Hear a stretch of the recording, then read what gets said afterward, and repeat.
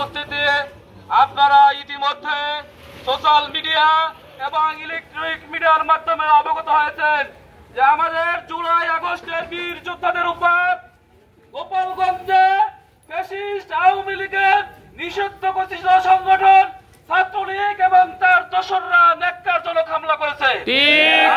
এই ঘটনার তীব্র নিন্দা ও প্রতিবাদ জানাচ্ছি এবং সরকারকে আমরা হুঁশিয়ার করে দিতে চাই যে জুলাইয়ের 2000 শহীদের রক্তের বিনিময়ে আপনারা ক্ষমতায় বসেছেন, সেই জুলাই যোদ্ধাদের সাথে যদি কোনো তামাশা করা হয় বাংলার জনগণ আপনাদেরও ছেড়ে কথা বলবে না।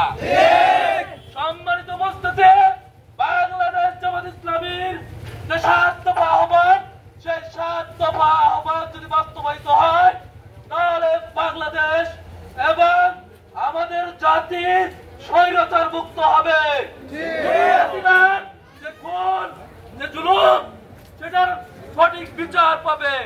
তাই আমাদের আহ্বান থাকবে আগামী 19 তারিখ আপনারা দলে দলে যোগদান করে 19 তারিখের সমাবেশকে সাফল্য মণ্ডিত করবেন।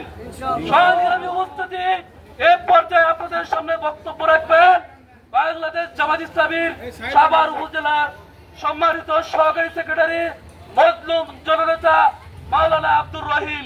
বক্তব্য রাখবেন মজলুম জননেতা মাওলানা আব্দুর রহিম।